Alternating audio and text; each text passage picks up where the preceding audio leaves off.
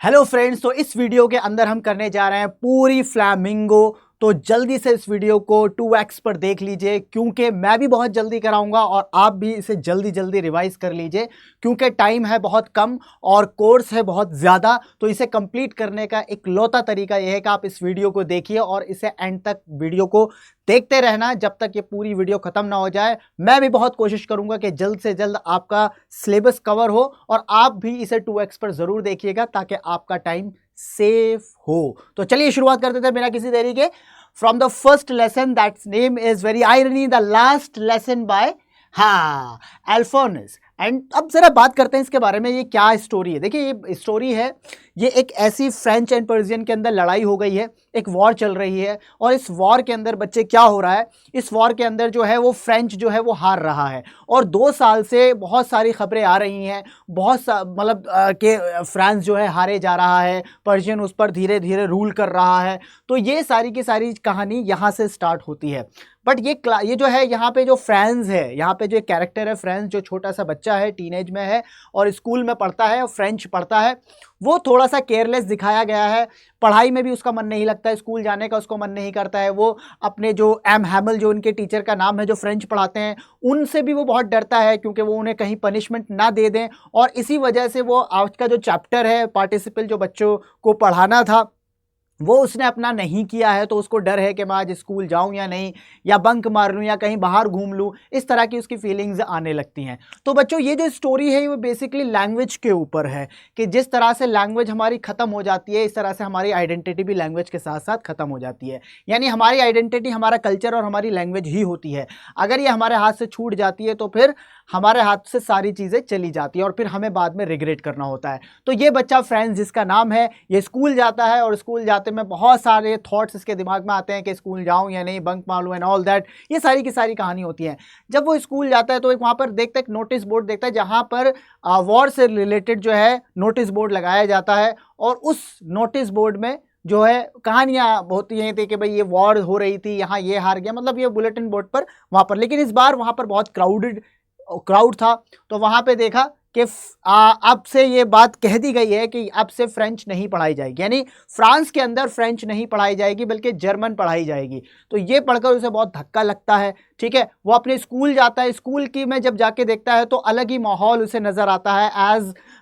मतलब as per fashion नहीं होता कि शोर शराबा है, कमोशन हो, केओस है, बच्चों की लड़ाई झगड़ों की आवाज़ है, टीचर्स के स्केल को पटकने की आवाज़, कुछ आवाज़ नहीं आ रही, सब जगह शांति है। वो जब स्कूल में आता है तो अपने टीचर को देखता है, वो बहुत ज़्यादा गुस्सा नहीं है, बहुत ज़्यादा काम वे में है। ठीक है, और अपना पढ़ाना शुरू कर रहे हैं। और इसके साथ साथ बच्चे, उसने एक सूट भी पहन रखा है, यानी उसका एक सूट है जो बेसिकली क्या कर रखा है, सूट उसने ऐसा पहन रखा है जो ओकेजन पर पहना जाता है। तो उस ओकेजन पे जो सूट पहने जाते हैं तो उसे लग रहा है कि आज तो कोई ओकेजन भी नहीं है, तो इस तरह का सूट क्यों पहना गया है। तो उसे सारी कहानी समझ में आ रही होती है। फिर उसमें लास्ट में उसे पता लगता है कि फ्रेंच क्योंकि अब पढ़ानी बंद कर दी गई है, तो फ्रेंच के टीचर थे वो, और वो वहाँ से लास्ट लेसन दे के जा रहे थे। तो वहाँ पर उस बैक जो क्लास के अंदर पीछे बैठे हुए ओल्ड विलेजर्स भी थे जो उनके सपोर्ट में, और जो 40 साल की उनकी जो उनकी जो सर्विस थी टीचिंग की फ्रेंच की, तो वो उसे कंट्रीब्यूट करने आए थे, श्रद्धांजलि देने आए थे। इस तरह से वो उन्हें बेसिकली सपोर्ट करने आए थे और उन्हें भी दुख था कि अब ये लैंग्वेज ख़त्म होने जा रही है, अब ये लैंग्वेज नहीं पढ़ाई जाएगी। और यहाँ पे फ्रांस जो कि केयरलेस बंदा था, लेकिन अब भी उसको क्या हो रहा था, अब उसको हो रहा था कि यार क्यों नहीं पढ़ा मैंने क्यों अपना टाइम वेस्ट किया, तो उसे रिग्रेट हो रहा था। और फिर इस पूरी कहानी से हमें पता लगता है कि लैंग्वेज जब जाती है तो साथ साथ आपकी आइडेंटिटी भी ले जाती है। और इससे ये भी बहुत हमें सबक मिलता है कि लैंग्वेज हमें पढ़नी चाहिए आइडेंटिटी और कल्चरल को प्रिजर्व करने के लिए। और अगर हम ऐसा नहीं करते हैं तो हमारे साथ बहुत बुरा हो सकता है, लोग हम पर रूल कर सकते हैं। तो ये पूरा का पूरा आइडिया मैंने आपको बता दिया है। चलिए नेक्स्ट, इसके बाद है लॉस्ट स्प्रिंग। देखिए लॉस्ट स्प्रिंग जो है वो एनीज योंग ने लिखी है। तो ये 2 बच्चों की कहानियां हैं। एक बच्चा इसमें साहिब आलम है जो कूड़ा चुगता है, रैक पिकर है, और एक बच्चा इसमें मुकेश है जो बैंगल की फैक्ट्री में काम करता है। तो ये पूरी स्टोरी जो है वो किस बेस पे है कि राइटर आता है, उससे पूछता है कि तुम क्यों पहनते हो चप्पल, तुम क्यों नहीं पहनते हो, यहाँ पे यहाँ काम क्यों करते हो। तो ये सारी की सारी कॉन्वर्जेशन होती है, वो सारी की सारी बातें बताता है अपनी, ठीक है। लेकिन जो साहिब आलम है उसका नाम जो है उसकी पर्सनालिटी का बिल्कुल ऑपोजिट है। इसका नाम का मतलब होता है लॉर्ड ऑफ यूनिवर्स, लेकिन उसका जो काम होता है वो एक रैक पिकर की तरह होता है सिर्फ। नहीं, नाम इतना अच्छा, लेकिन उसका जो वहाँ पे अस्तित्व है, एग्जिस्टेंस है, वो बहुत उसके ऑपोजिट जा रहा था। तो चप्पल नहीं है पहनने को, तो वो बहाने बनाते हैं कि मेरे पास चप्पल इसलिए नहीं है, लेकिन वो सीधा सीधा ये नहीं बताते कि उनके पास चप्पल पहनने के पैसे ही नहीं है। तो ये सारी की सारी कॉन्वर्जेशन होती है उस बच्चे के साथ, उस रैक पिकर के साथ। फिर उसे वो कहते हैं कि भाई हम स्कूल खोलेंगे, स्कूल आना। वो कहेगा हाँ जी हाँ मैं स्कूल आऊँगा अगर आप स्कूल खोलोगे। नरेटर बात करता है कि हम स्कूल खोलेंगे, तो नरेटर को जवाब देता है हाँ मैं ज़रूर आऊँगा अगर आप स्कूल खोलोगे। तो बेसिकली ऐसी कॉन्वर्जेशन उनकी चलती थी। यानी इसका मतलब यह है जो कि साहिब आलम जो है वो उसके अंदर एक अजीब डिटर्मिनेशन है कुछ कर दिखाने का, यानी उस पॉवर्टी से बाहर निकलने का उसका एक क्या है, एक डिटर्मिनेशन है वहाँ से बाहर निकलने का। सेम विद मुकेश भी बैंगल की चूड़ियों, मतलब जो चूड़ियाँ होती हैं फिरोज़ाबाद में इंडस्ट्री है वहाँ पर एक काम करता है सिंपली। और लेकिन उसका भी मोटर मैकेनिक्स बनने का, मतलब ये अगर आप देखेंगे यहाँ पर तो वो भी बनना चाहता है, कुछ बनना चाहता है। क्या बनना चाहता है? Who belongs to a bangle makers where families are involve in the bangle, मतलब पूरा काम वहाँ पे यही होता था। सो बेसिकली अगर हम बात करें, वो एक मोटर मैकेनिक बनना चाहता था, मतलब वो ऐसा नहीं था कि वो कुछ बनना नहीं चाहता था। लेकिन दोनों के जो स्थिति थी वो सेम थी, और दोनों कुछ ना कुछ करना चाहते थे, पॉवर्टी से बाहर निकलना चाहते थे। तो लॉस्ट स्प्रिंग के अंदर ये सारी कहानी बताई गई है, तो इसको आप हमेशा याद रखेंगे। इसके बाद आता है डीप वाटर। देखिए डीप वाटर एक ऐसी कहानी है जो ये बात बताती है कि अगर आप स्ट्रगल कर रहे हो किसी चीज़ को लेकर, अगर आपको कोई बीमारी हो गई है, अगर आपको कोई फोबिया हो गया, आपको कोई किसी डर ने आपको साइकोलॉजिकली पकड़ रखा है, तो उसको जितना आप अवॉइड करोगे वो उतना ही आप पर हावी होगा। तो यहाँ पर ऑथर यानी विलियम डगलस आपको बताते हैं कि आप अपने फोबिया को जितना अवॉइड करोगे और वो फोबिया आपके ऊपर इतना ही हावी होता चला जाएगा। तो वो अपनी पूरी कहानी बताते हैं, अपनी चाइल्डहुड मेमोरीज बताते हैं। उसमें बताते हैं कि किस तरह से जब मैं 3 से 4 साल का था तो मैं किस तरह से वाटर में गिरा था और फिर सारी चीज़ें हुई थी, वेव्स मेरे ऊपर आके आई थी कैलिफोर्निया के बीच में। और फिर क्या हुआ, फिर जब वो 11 से 12 साल के हुए तो फिर एक बच्चे ने स्विमिंग पूल में उन्हें धक्का दे दिया जो 9 फीट गहरा था। तो उन्हें बहुत स्ट्रगल हुई, वो बहुत तैर नहीं पा रहे थे, वो बार बार नीचे जा रहे थे और कोशिश कर रहे थे कि मैं किसी तरह से जंप मार के बॉटम से ऊपर की तरफ आऊं। तो ऐसा 3-4 बार हुआ। फिर 4 बार होने के बाद भी वो अपने आप को वहां से बचा नहीं पाए और उन्होंने अपने आप को ढीला छोड़ दिया और उन्हें लगने लगा कि अब तो मेरी मौत करीब है, अब तो मेरी मौत होने ही वाली है। फिर फॉर्चुनेटली उन्हें कोई बचा लेता है और फिर जब उनकी आंखें खुलती हैं तो वो देखते हैं कि हाँ मुझे किसी ने रेस्क्यू कर लिया है। इसके बाद उनके दिल में और खौफ आ जाता है वाटर का, लेकिन वो डरते नहीं है, वो इसको अवॉइड नहीं करते, बल्कि वो क्या करते हैं, वो स्विमिंग इंस्ट्रक्टर को बुलाते हैं, हायर करते हैं और स्विमिंग सीखते हैं। और धीरे धीरे अटेम्प्ट कर करके बहुत सारी लेक्स पार कर करके वो अपने डर को निकालते रहते हैं। और एक दिन ऐसा आता है कि पानी का डर यानी हाइड्रोफोबिया उनके दिमाग से बिल्कुल निकल जाता है। तो ये यहाँ से हमें ये स्टोरी का जो मतलब लेसन है वो हमें ये मिलता है कि हम अगर अपने डर को अवॉइड करेंगे तो वो डर बढ़ता चला जाएगा, और अगर हम उस डर पर काम करेंगे, we will work upon it, और अगर हमारे अंदर डिटर्मिनेशन होगा, हमारे अंदर करेज होगा उस डर का सामना करने के लिए, तो उस डर को हम ज़रूर वहाँ से भगा सकते हैं। तो यही मोरल ऑफ द स्टोरी है। इस अगर आप ध्यान में रख के सारे क्वेश्चन के आंसर्स करोगे तो आपका सारा क्वेश्चन सही होंगे। इसके बाद आ जाइए जी रैट ट्रैप। देखिए रैट ट्रैप एक ऐसी कहानी है जहां पर एक रैट ट्रैप बनाने मेकर हुए जो चूहे दान बनाता है, चूहे पकड़ने की एक मशीन होती है, चूहे पकड़ने का एक दान होता है, उसे बनाता है, ठीक है, उसको हम पेडलर कहते हैं। वो चोरी भी कर लेता है, उसके मॉरल वैल्यूज़ कोई ख़ास अच्छे नहीं है, ठीक है, तो उसके पास कुछ मटेरियलिस्टिक चीज़ें भी नहीं है, उसके पास कंफर्ट नहीं है, लग्जरी नहीं है, मतलब वो एक बहुत गरीब आदमी है जो भीख मांग कर, कभी चोरी कर कर या रैट ट्रैप बनाकर अपना पालन पोषण करता है। लेकिन ये क्या होता है, बेसिकली ये कहता है, इसका ये भी मानना है, इसकी अपनी एक फ़िलॉसफी होती है कि ये जो दुनिया के अंदर लग्जरियस मटेरियलिस्टिक चीज़ें होती हैं ये भी एक रैट ट्रैप की तरह है कि वो ये तुम्हें अपने चंगुल में फंसाना चाहती हैं। जैसे लाइफ में हम ये जो लग्जरीज होती हैं ये भी एक रेड ट्रैप की तरह, चंगुल की तरह काम करते हैं और आपको फंसा देती हैं।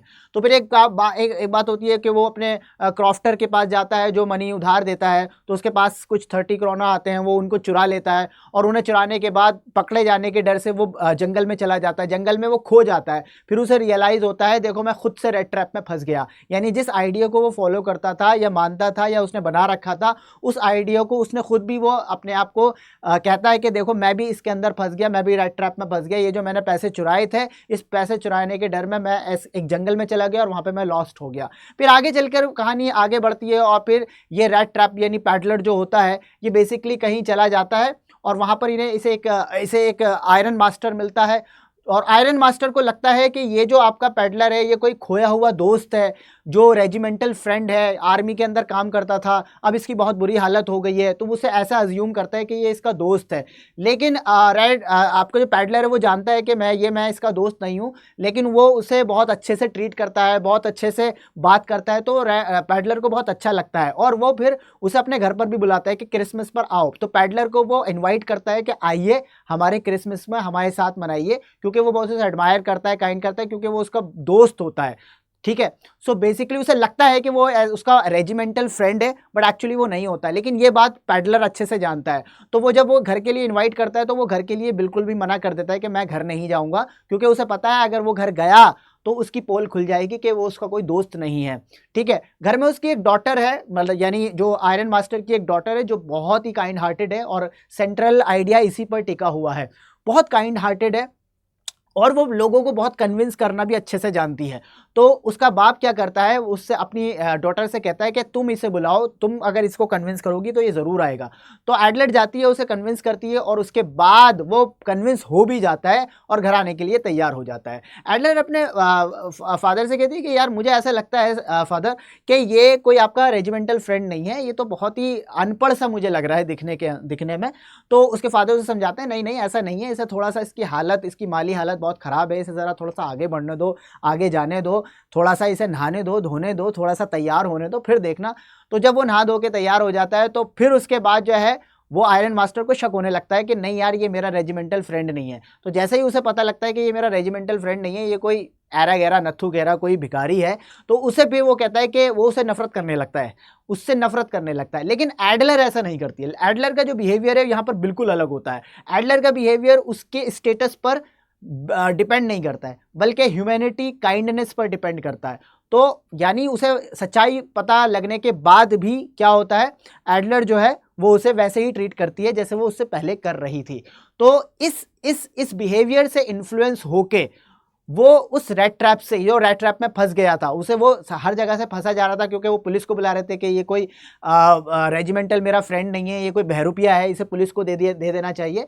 तो एडलर कहती है कि नहीं इसे पुलिस को मत दो, और उसे वो जाने देती है। तो जाते जाते जाते जो आपका पैडलर होता है, जो 30 रुपीज़ जो रुपीज़ ही बोल देता हूँ मैं उनको, रुपीज़ जो उसने चुराए थे एज अ क्रिसमस गिफ्ट, वो एडलर को देखे जाता है और एक चिट्ठी लिख के जाता है कि आपके काइंड बिहेवियर ने मुझे बहुत कुछ सिखाया है, मुझे इस रेड ट्रैप से बाहर निकाला है। तो वो उसका थैंक्स अदा करता है। तो इसमें सारी चीज़ें ये समझ में आती है, अगर आपका काइंड बिहेवियर है तो बुरे से बुरा आदमी भी अच्छा आदमी बन सकता है, ट्रांसफॉर्म कर सकता है। लेकिन अगर आपका काइंड बिहेवियर नहीं है, पनिशमेंट से काम नहीं होता है, बल्कि बिहेवियर से काम होता है। तो ये सारी की सारी कहानी इस पर बेस्ड है। चलिए नेक्स्ट, इंडिगो। देखिए इंडिगो एक चंपारण कैंपेन हुआ था, उससे रिगार्डिंग है, गांधी जी ने ये लीड किया था। इसमें एक कैरेक्टर हैं जो बहुत रिक्वेस्ट करते हैं, जिनका नाम है राजकुमार शुक्ला, जो रिपीटेडली गांधी जी से रिक्वेस्ट करते हैं कि आप आइए और चंपारण के मामले में ये जितने भी इंडिगो के फार्मर्स हैं इनकी मदद कीजिए। अब इंडिगो फार्मर्स को मदद की ज़रूरत क्यों है, क्योंकि इंडिगो फार्मर्स बच्चे, वो जो ब्रिटिश रूलर्स थे वो उनसे ज़बरदस्ती इंडिगो उगवा रहे थे उनकी ज़मीन पर। ठीक है, और कुछ हिस्सा लिखा है मैं 13 करके ऐसे कुछ हिस्सा वहाँ पर वो उन्हें देना पड़ रहा था। तो वो जबरन ऐसा उनसे काम करा रहे थे, तो उनके साथ इनजस्टिस कर रहे थे, और अगर वो नहीं देते थे तो उनसे कॉम्पनसेशन लिया जाता था। और ठग्स उन्होंने क्या कर रखे थे, हायर कर रहे थे। अगर कोई पैसा नहीं देता था या फसल नहीं देता था तो वो उनसे मारपीट करते थे। सो बेसिकली फिर क्या होता था बच्चों, बेसिकली क्या होता था गांधी जी के पास जाते हैं, मदद मांगते हैं, गांधी जी से कहते हैं कि भाई ये वाला प्रॉब्लम सॉल्व कराओ। गांधी जी जब बहुत बहुत वो रिपीट कर करके उनके पास जा जाके रिक्वेस्ट कर करके जाते थे, तो गांधी जी फिर कहते हैं कि ठीक है मैं आपकी मदद करने के लिए तैयार हूं। तो फिर गांधी जी आते हैं, चंपारण आते हैं, सारी बात को देखते हैं, सारे जो जितने भी इंडिगो के फार्मर्स हैं उनकी बात को समझने की कोशिश करते हैं, एविडेंस इकट्ठा करते हैं, फिर साथ साथ एक केस लड़ा जाता है। और कई बार ऐसा भी होता है कि जो ब्रिटिश रूलर होते हैं वो बोलते हैं कि आप यहाँ का एरिया छोड़ दीजिए वरना आपको जेल हो जाएगी, तो वो लेकिन छोड़ते नहीं है। और जब वो नहीं छोड़ते तो इसमें यहाँ पे उनका साहस भी दिखता है कि वो किस तरह से लोगों के लिए अपनी जान को जोखिम में डालने को तैयार थे गांधी जी। लेकिन फिर क्या होता है, कोर्ट केस हो जाता है उनके ऊपर, और कोर्ट में उनके लोगों की इतनी सपोर्ट होती है तो कोर्ट में जज ही डर जाता है कि भैया ये इस बुढ़ऊ की इतनी सारी फैन फॉलोइंग है। वो कहता है कि नहीं नहीं हम अपना केस वापस कर रहे हैं, तो वो खुशी खुशी केस वापस करते हैं। फिर इस केस पर काम होता है, गांधी जी एविडेंस इकट्ठा करते हैं, बहुत सारे काम करते हैं, और in the last Gandhi ji बहुत स्ट्रेटेजिक थे।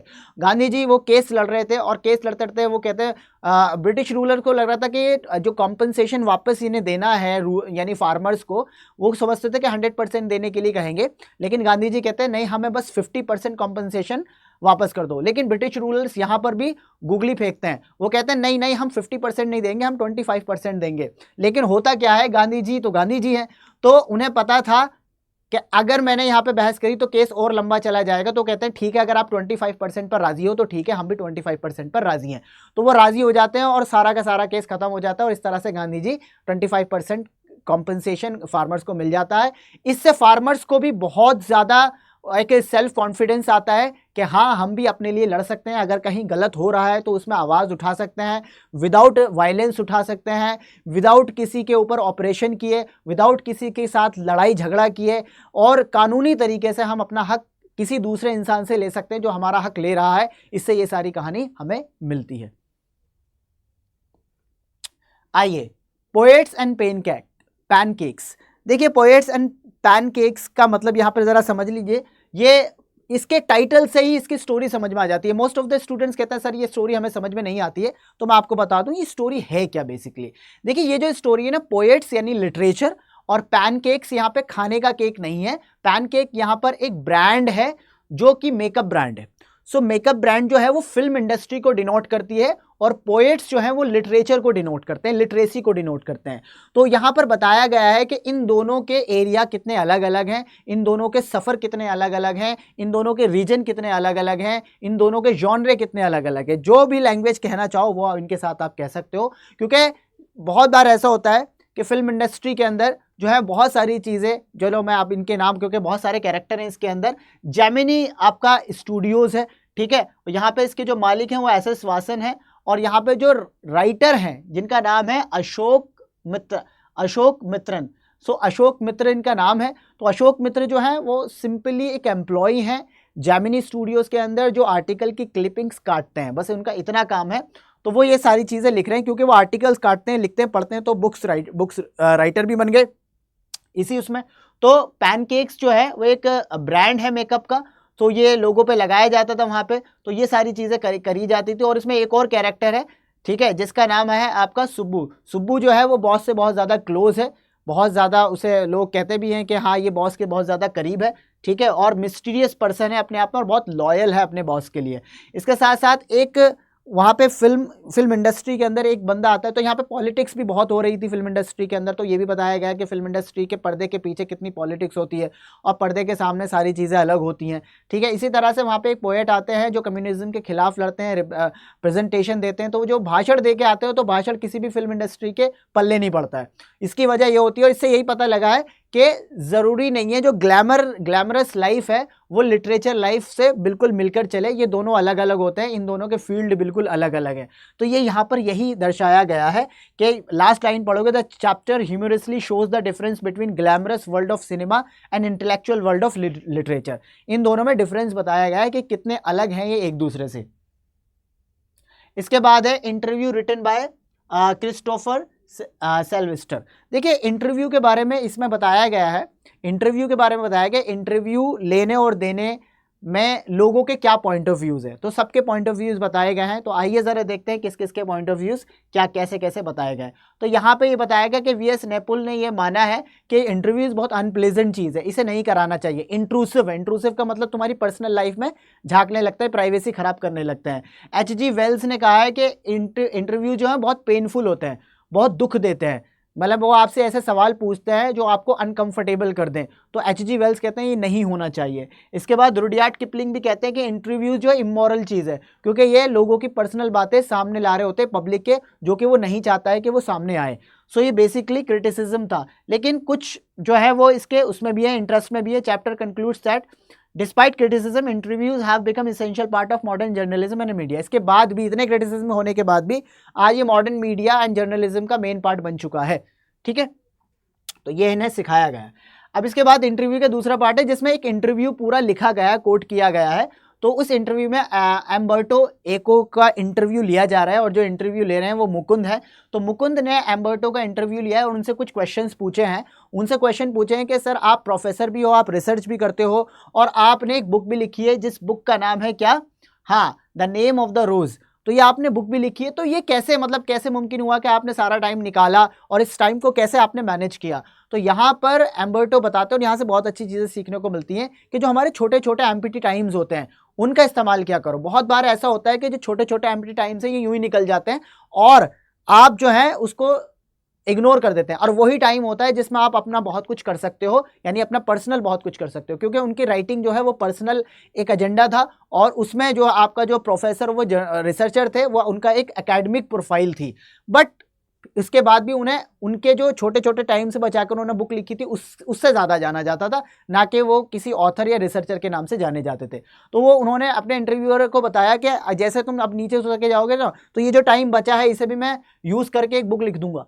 तो वो सारी बातें बताते हैं, और इससे पता लगता है कि वो बहुत सारी चीज़ें मतलब बताते हैं कि इससे पता लगता है कि इंटरव्यू लेने देने से क्या होता है, बहुत सारी चीज़ें हमें पता लगती हैं, पर्सनालिटी के बारे में पता लगता है, वो बहुत सारी चीज़ें रिवील करते हैं, बहुत सारी टेक्निक मेथड्स रिवील करते हैं। तो इससे बहुत फ़ायदा होता है। The interview shows echo as intelligent, creative and discipline thinker who values knowledge and creativity. तो यहाँ पे ये बताया गया वो बहुत ज़्यादा बेहतरीन आदमी थे, क्रिटिकल थे, लॉजिकल थे, और टाइम मैनेजमेंट उन्हें बहुत अच्छे से आता था। तो ये सारी बातें यहाँ पर हुई हैं। इसके बाद है बच्चे गोइंग प्लेसेस। गोइंग प्लेसेस एक ऐसा चैप्टर है, एक ऐसी लड़की का चैप्टर है जो हमेशा मतलब फैंटेसी में रहती है, इमेजिनेशन में रहती है, जो इमेजिन करती रहती है। जो इसकी रियल लाइफ है वो बहुत टफ है। उसका भाई जो है जेऑफ जो है, और उसके जो फादर है, दोनों बहुत गरीब हैं और बहुत रियलिस्टिक है, बहुत प्रैक्टिकल है। बट अनलाइक आपका जो एक यहाँ पे कैरेक्टर है जिसका नाम है सोफ़ी। हाँ, तो सोफ़ी ये बहुत मिडिल क्लास फैमिली से आती है, और इसे लगता है लोग तो मतलब लोगों का सपना तो नॉर्मल रहता है कि यहाँ पे काम करके बिस्किट फैक्ट्री के अंदर काम करेंगे, लेकिन इसका ऐसा नहीं था। इसका ऐसा था कि मैं एक मेकअप आर्टिस्ट बनूंगी और मैं एक स्टूडियो खोलूंगी एंड ऑल दैट। इसके दिमाग में यही चलता रहता। तो जिसके साथ जो लड़की रहती थी वो कहती थी ये तो कोई प्रैक्टिकल बात है ही नहीं, आपके पास इतना पैसा कहाँ से आएगा, आपके पास, आप तो गरीब घर से आते हो, तो ये सारी चीज़ें कैसे होंगी। तो बस वो इमेजिन करती थी, लेकिन उसके पास कोई प्रैक्टिकल अप्रोच नहीं थी किसी भी चीज़ को करने की। इसीलिए यहाँ पर वो एक और कहानी गढ़ लेती है। जो एक फुटबॉलर होते हैं, बहुत फेमस फुटबॉलर हैं जिनका नाम डैनी कैसी है। तो वो कहती है कि मैं उनसे मिली हूँ और उन्होंने मुझे ऑटोग्राफ वो मुझे देने वाले थे, लेकिन हमारे पास पेन नहीं था, तो हम एक दूसरे से हमने बात करी, लेकिन हम ऑटोग्राफ नहीं दिए। जेऑफ को वो सारी, अपने भाई को सारी ये बात बताती है, लेकिन जेऑफ जो है वो पहले बिलीव नहीं करता है, लेकिन वो उसे लगता है कि शायद ऐसा हुआ हो, लेकिन वो बिलीव नहीं करता, लेकिन उसे थोड़ा थोड़ा लगता भी है। तो वो इन बिटवीन रहता है। तो वो ये सारी कहानियाँ बताती है फिर, और वो सारी कहानियाँ फैलती चली जाती हैं, और फिर वो कहती है कि हम दोबारा मिलेंगे। तो वो इमेजिन करते करते खुद चली जाती है और एक जगह शहर के आउटस्कर्ट एरिया पर जाकर बैठ जाती है, और उसे लगता था कि डैनी कैसी दोबारा वहाँ पर आएंगे और उससे बात करेंगे, और किस तरह से बात करेंगे, हमारा इंटरेक्शन कैसा होगा, वो इमेजिन कर लेती है। लेकिन डैनी कैसी कौन आ रहा है, ये तो उसकी खुद की इमेजिनेशन थी। तो वो फिर अपने आप लौट कर आ जाती है जब डैनी कैसी नहीं आता है। तो उसे थोड़ा सा रियलाइज़ होता है कि इमेजिनेशन से कुछ नहीं होता, रियल लाइफ ही असली लाइफ होती है। बट बहुत सारी चीज़ें इसमें यहाँ को देखने को मिलती है कि यहाँ पे इमेजिनेशन उसने इतनी कर ली है कि उसने रियल लाइफ को अपने भुला दिया है। तो रियल लाइफ में अगर वो होती तो बहुत सारी चीज़ें अपने पेरेंट्स की मदद करती है, अपने भाई की मदद करती है, अपनी लाइफ को पॉवर्टी से एक एफ्लुएंट फैमिली बनाती, लेकिन उसने ऐसा नहीं किया, उसने इमेजिनेशन में जीने का फैसला किया। So this is all about this. Okay, अब इसके बाद आ जाइए फ्लैमिंगो की पोएम के बाद, और पोएम जो है माय मदर एट 66, जिनका वो लिखा है कामला दास, यही इस पोएम की यही इस पोएम की वो है पोएटेस है। तो ज़रा देखिए पोएम किस तरह से डिस्क्राइब करता है। पोएम यहाँ पे जो है कामला दास जो है, जो नरेटर है, लिखने वाली हैं, जो बात को करने वाली हैं, ऑथर हैं, ठीक है। ये कहती हैं कि मैं अपनी मदर के बारे में, मैं एयरपोर्ट के लिए जा रही हूँ और जो मदर हैं वो लेटी हुई हैं मेरी, वो 66 की हो गई हैं और उनका मुंह खुला हुआ रह गया है, और उनका जो मुंह ऐसा लगता है जैसे बहुत मुरझा गया है, एजिंग है, और अब उनकी उम्र आ रही है, अब वो मौत के करीब जा रही हैं। तो ये देख के और जो ऑथर है वो डर जाती है, ऑथर जो है वो बहुत ज़्यादा डर जाती है। वो कहती है कि अब उसे इसे एक दुख होता है, उसे एक डर रहता है, fear of losing her mother. तो उसे ऐसा लगने लगता है कि अब मैं बहुत जल्द ही अपनी मदर को खो दूंगी। तो फिर वो इन सब चीज़ों को इग्नोर करने के लिए, अपने आप को ओवरकम करने के लिए खिड़की यानी जो आपकी कार होती है, कार की विंडो की तरफ नज़र देखती है, तो वहाँ पे उसे देखते हैं कि पेड़ इधर उधर निकल कर जा रहे हैं, बच्चे खेल रहे हैं, और सारी चीज़ें जो लाइफ को इंडिकेट करती हैं, लेकिन जस्ट ऑपोजिट हो रहा होता है उसकी मदर के साथ। फिर वो जाती है एयरपोर्ट में और स्माइल कर करके, यानी फेक स्माइल दिखा के, ताकि उसकी मदर को ऐसा ना लगे कि वो दुखी है, लेकिन उसके दिल में बहुत दर्द होता है और उसके अंदर एक डर रहता है कि ये मेरी मदर एक ना एक दिन मुझे छोड़कर चली जाएंगी, ठीक है। तो ये सारी बात हुई है इस पोएम के अंदर। इसके बाद है कीपिंग क्वाइट। कीपिंग क्वाइट का मतलब है चुप रहना। अब कीपिंग क्वाइट जो है वो पाब्लो नेरूदा ने लिखा है, और इसमें ये बताते हैं कि ये जो वर्ल्ड है बहुत मॉडर्न वर्ल्ड बन गया है और बहुत बिजी वर्ल्ड, और हर एक बंदा अपने काम धंधे में इतना मगन है कि उसने अपने आप को सेल्फ इंट्रोस्पेक्शन करना ही बंद कर दिया है। उसने अपने आप को बैठकर एक बार अपने बारे में रिफ्लेक्शन करना ही बंद कर दिया है। तो यहाँ पर वो कहते हैं कि 12 तक गिनो और चुपचाप सारी चीज़ें बंद कर दो, सारी चीज़ें इनएक्टिव कर दो, ठीक है। कोई भी चीज़ मत चलाओ और चुपचाप अपने बारे में सोचो, अपनी लाइफ के बारे में सोचो, और एक यानी 12 सेकेंड्स यानी 12 काउंट है, वो अपने आप को दो आप, ताकि आप अपने आप को समझो, अपने आप को रिफ्लेक्ट करो। सो बेसिकली ये रिक्वेस्ट की है। तो वो बताते हैं कि अपने कामों से अगर कोई है ना, अगर कोई नमक निकाल रहा है तो उसके जो हाथ नमक निकालते में कट जाते हैं, उससे उसे राहत मिलेगी, ठीक है। अगर कोई किसी पर जुल्म कर रहा है या किसी पर कोई अत्याचार कर रहा है तो वो भी रुक जाएगा, वो भी कोई उस पर अत्याचार नहीं करेगा। तो सबके सब जब एक कंडीशन में आ जाएंगे तो सब यूनिटी में आ जाएंगे और सब अपने बारे में सोचने लगेंगे, ठीक है। यहां पर ऑथर ये भी बताया इनएक्टिविटी करनी है, यानी कोई एक्टिविटी नहीं करने का मतलब ये नहीं है कि डेथ हो जानी है, मर जाना है। डेथ और इनएक्टिविटी यानी बताता है कि साइलेंस और डेथ में फर्क होता है। साइलेंस जो है वो आपको पीस देता है, डेथ जो होती है वो किसी चीज का खात्मा होता है। तो खात्मा नहीं करना है बल्कि साइलेंस देना है, पीस देना है अपनी लाइफ को।